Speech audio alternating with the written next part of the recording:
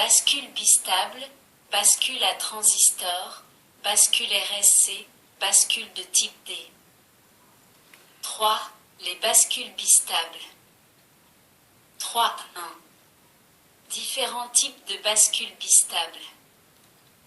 Ce sont des circuits dont les sorties possèdent deux états stables 1 ou 0. Ils ont la propriété de conserver ces états stables après la disparition du ou des niveaux logiques qui ont donné naissance à ces états stables. Ces circuits sont considérés comme des éléments de mémoire capables d'emmagasiner et de fournir une unité d'information, c'est-à-dire un bit. La bascule RS ou flip-flop est le type le plus simple de ces nouveaux circuits. Il existe deux types de flip-flop, les flip-flop RS et les flip-flop à horloge. Dans cette théorie, nous examinerons les bascules asynchrones, c'est-à-dire la bascule RS et ses dérivés, ainsi que les bascules D, commandées par un niveau logique. Les bascules D, commandées par une horloge et les bascules JK, sont des circuits synchrones et seront examinés dans la théorie 5. 3.2. Les bascules couplées croisées. 3.2. 1. Bascule couplée croisée RS réalisée avec des portes NOR.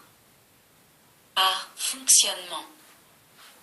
Il s'agit de la bascule examinée précédemment. Son schéma est indiqué à la figure 35. On appelle généralement les sorties d'une bascule Q et Q bar. Nous adopterons toutefois la notation Q bar étoile. En effet, Q bar n'est pas toujours le complément de Q. La bascule est dite 7 lorsque Q égale 1 et Q bar étoile égale 0. Elle est dite reset lorsque Q égale 0 et Q bar étoile égale 1. Les entrées R, reset et S, 7, sont actives au niveau logique H. Reprenons l'examen de cette bascule en montrant son fonctionnement au moyen d'un tableau présentant tous les cas successifs que l'on peut rencontrer. Ce tableau est présenté à la figure 36. La figure 36 permet de suivre l'évolution du circuit à partir de la mise sous tension. Les états des entrées sont indiqués pour chaque cas, ainsi que les états correspondants des sorties. Nous voyons qu'il existe dans cette bascule une entrée R et une entrée S. Dans le premier cas, seul l'état d'une des deux entrées des portes NOR est connu, niveau L. On ne peut donc pas dire quel est l'état des sorties, en effet, celui-ci dépend de l'état de la deuxième entrée du NOR. Dans le second cas, on applique un niveau H sur l'entrée R, ce qui a pour effet de forcer le premier NOR à 0. Ce 0, ramené sur l'entrée supérieure du second NOR, force la sortie de celui-ci à 1. Cette sortie étant ramenée sur l'entrée inférieure du premier NOR vient confirmer le forçage de celui-ci à 0. On aboutit ainsi au premier état stable de la bascule, reset. Dans le troisième cas, R est revenu à 0, on constate que compte tenu de l'état antérieur, la bascule est maintenue reset, le premier NOR étant forcé à 0 par son entrée inférieure. La sortie du second NOR est alors maintenue à 1, car ces deux entrées sont à l'état 0. On a mémorisé l'effet provoqué par R égale 1 dans le deuxième cas. Dans le quatrième cas, S passe à 1 et vient forcer le second NOR à 0. Par le même processus dû au rétrocouplage des NOR, on aboutit ainsi à la mise à 1 de la bascule ou 7, deuxième état stable. Dans le cinquième cas, S est revenu à 0, on constate le maintien de la bascule à 1. Dans le sixième cas, R et S sont à 1 simultanément et les deux portes nord sont forcées à 0. B. Table de vérité. Nous pouvons résumer ce fonctionnement sous la forme d'une table de vérité. Nous appellerons Qn l'état de la sortie Q à l'instant n et Qn-1 l'état de la sortie Q à l'instant n-1, c'est-à-dire à l'instant ayant précédé le changement d'état des entrées. De manière analogue, nous prendrons les notations Q bar étoile, n et Q bar étoile, n-1. Cette table de vérité est représentée à la figure 37. 2.2. Les bascules à transistors. Rappel sur les transistors. La figure 38 rappelle le fonctionnement du transistor NPN en commutation tel que vous l'avez vu dans la technologie 1. B. Les bascules R bar et S bar ou RS bar à transistor. Dans sa forme la plus simple à composants discrets, le circuit flip-flop est constitué comme le montre la figure 39. Analysons le fonctionnement de ce circuit. Lorsque l'on applique 0 V sur l'entrée R bar, S bar est à 5 V, la diode D1 est traversée par un courant ID1, figure 39, et il apparaît une tension VD1 très faible à ces bornes. Le transistor TR1 est alors bloqué, base insuffisamment positive pour qu'il conduise. TR1 étant bloqué, aucun courant ne le traverse et Q bar étoile monte à environ 5 volts. Cette tension est alors renvoyée à travers R2 sur la base de TR2 qui se sature, courant IB2. Q tombe alors à pratiquement 0 volts. Cette tension ramenée à travers R4 sur la base de TR1 vient maintenir le blocage de celui-ci, et ce même si l'entrée R bar repasse à 5 volts. Nous obtenons un premier état stable, TR1 est bloqué, TR2 est saturé. Ainsi, la sortie Q bar étoile passe à 5 volts, niveau H, et la sortie Q passe à 0 volts, niveau L. L'application d'un 0 sur l'entrée R bar entraîne donc Q égale 0 et Q bar étoile égale 1. C'est l'état reset de la bascule. Si maintenant l'entrée S bar passe à 0 volts et que R bar est à 5 volts, figure 40, de la même façon TR2 se bloque, 0 volts sur sa base, et la sortie Q passe à 5 volts, niveau H. Le transistor TR1 se sature, donc la sortie Q bar étoile passe au niveau L. C'est le second état stable de la bascule. TR2 est bloqué et TR1 est saturé. Donc S bar égale 0 entraîne Q égale 1 et Q bar étoile égale 0. C'est l'état 7 de la bascule. Lorsque, comme représenté à la figure 41, R bar égale 0 V et S bar égale 0 V, TR1 et TR2 se bloquent car leur base est maintenue à environ 0 V, Q égale Q bar étoile égale 5 V soit le niveau H. Le sens des courants dans les diodes sont indiqués par les flèches bleues et rouges sur la figure 41. R bar égale S bar égale 0 entraîne Q égale 1 et Q bar étoile égale 1. Lorsque les deux entrées R bar et S bar sont à l'état 1, les deux diodes D1 et D2 sont bloquées et les deux entrées R bar et S bar n'ont pas d'influence sur le montage. Les transistors restent dans l'état où ils se trouvaient précédemment.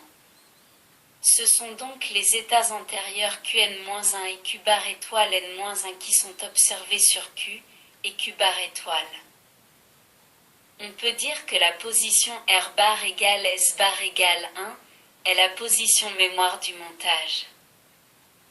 Tout ceci peut se résumer dans la table de vérité de la figure 42, les états des sorties à l'instant n étant notés Qn et Q bar étoile n, et les états à l'instant antérieur n-1, notés Qn-1 et Q bar étoile n-1. 3, 2. 3. Bascule couplée croisée bistable réalisée avec des portes NAND. A. Description. La figure 43A représente le schéma d'une bascule R bar, S bar, à porte NAND et la figure 43B, le symbole d'une bascule R bar, S bar. B. Table de vérité. La table de vérité de cette bascule est représentée à la figure 44. Elle est bien sûr identique à celle décrite pour la bascule à éléments discrets et vue au chapitre précédent. C. Fonctionnement. La figure 45 montre le fonctionnement d'un tel flip-flop. Les entrées R bar, reset et S bar, 7, sont actives au niveau L. D.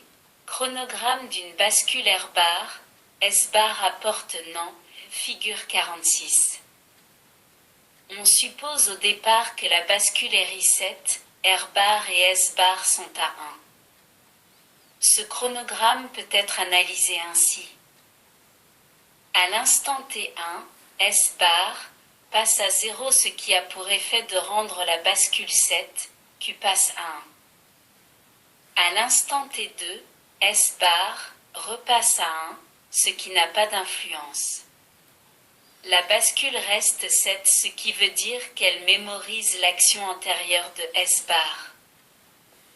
À l'instant T3, S bar passe à 0, ce qui a pour effet de rendre reset la bascule, Q passe à 0 et Q bar étoile passe à 1. À l'instant T4, R bar repasse à 1, ce qui n'a pas d'effet, la bascule reste reset, ce qui veut dire qu'elle mémorise l'action antérieure de R bar.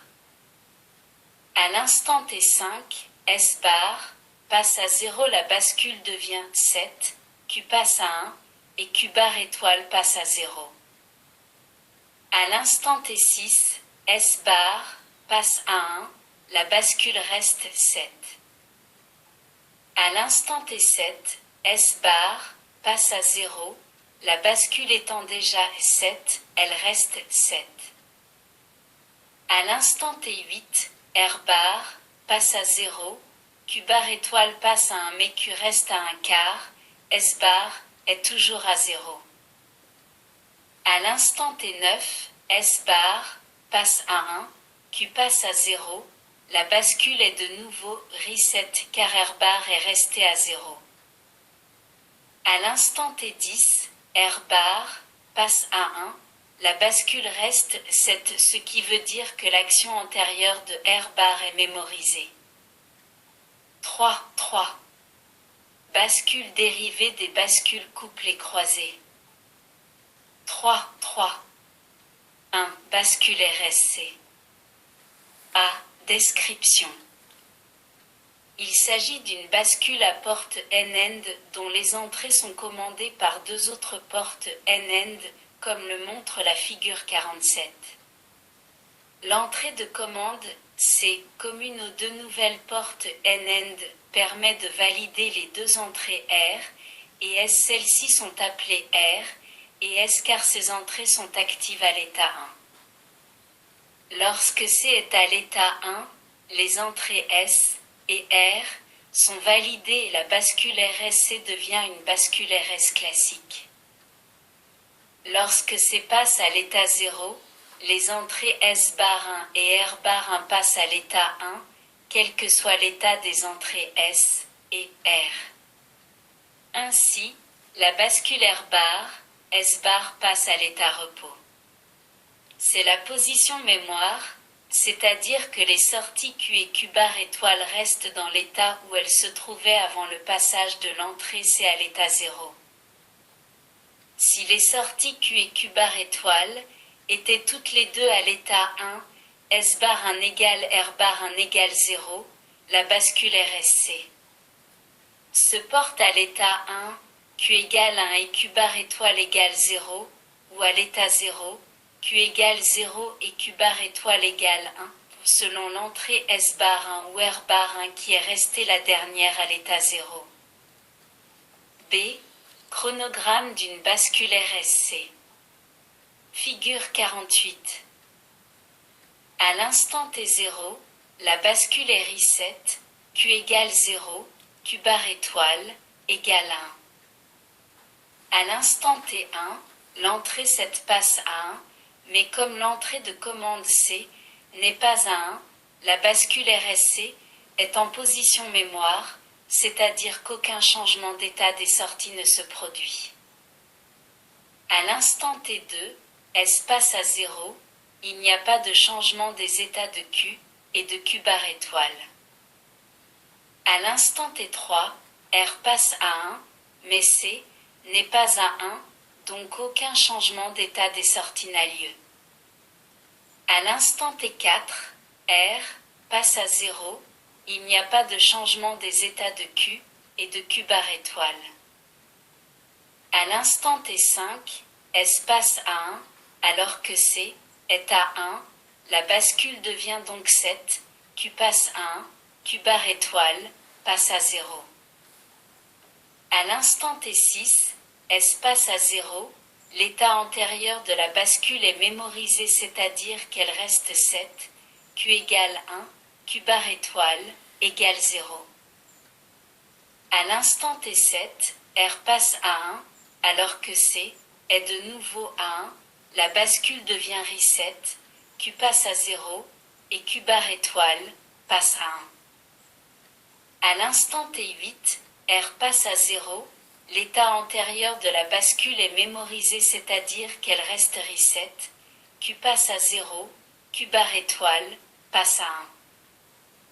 À l'instant T9, S passe à 1, alors que C est toujours à 1, la bascule devient 7, Q passe à 1, Q bar étoile passe à 0.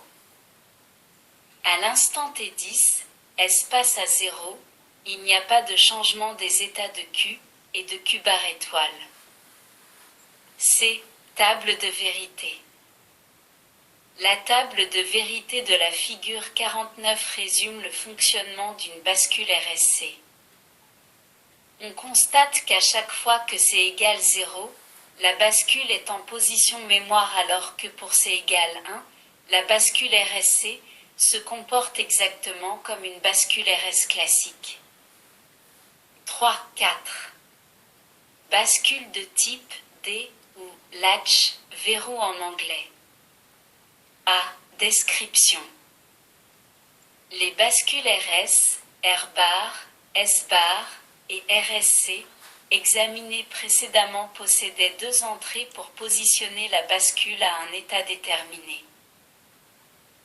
L'une R ou R bar permettait de mettre la bascule à 0, position reset, l'autre S ou S bar permettait de mettre la bascule à 1, position 7.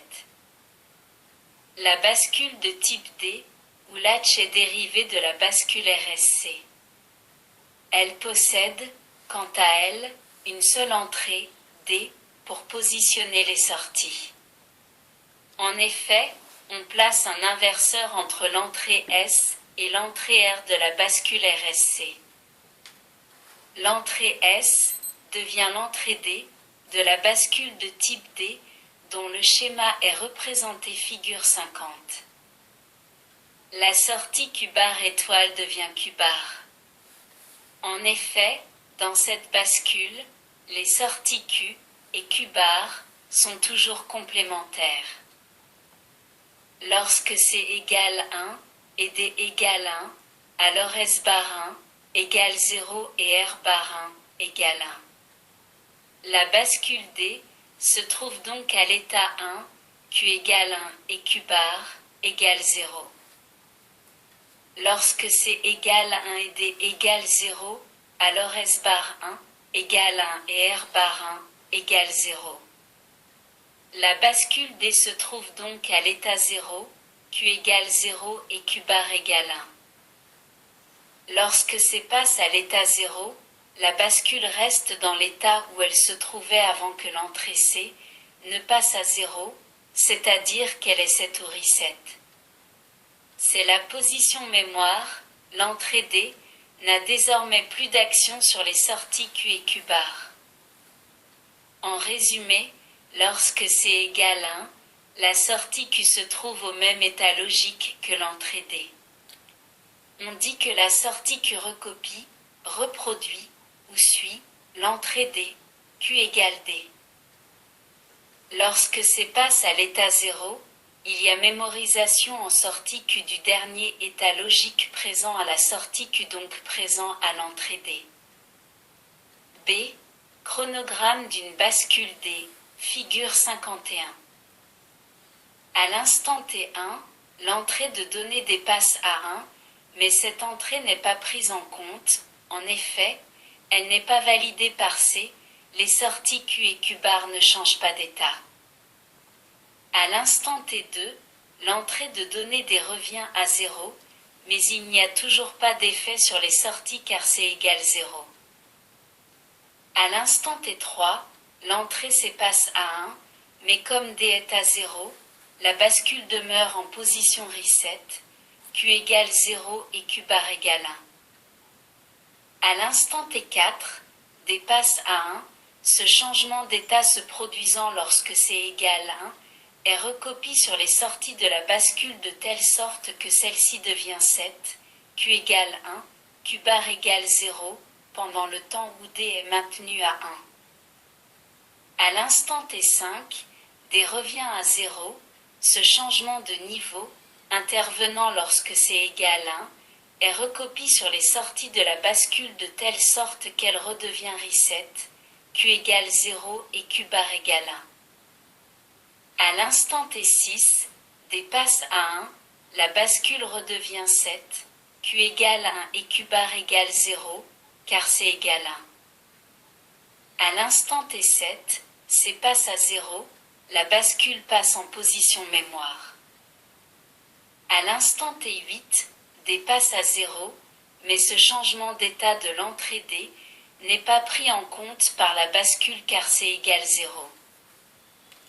À l'instant T9, C passe à 1, et comme D est à 0, la sortie Q passe également à 0, la bascule devient reset, Q égale 0 et Q bar égale 1.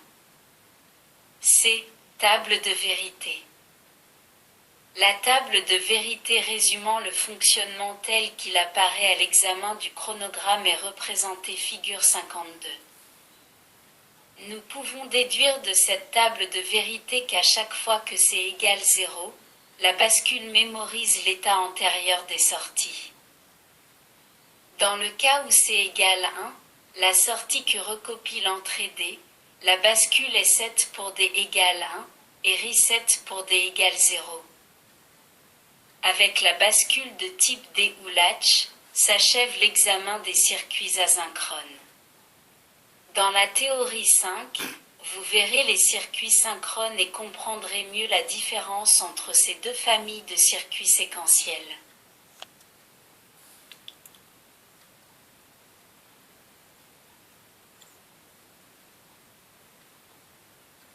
Merci de votre écoute. À bientôt.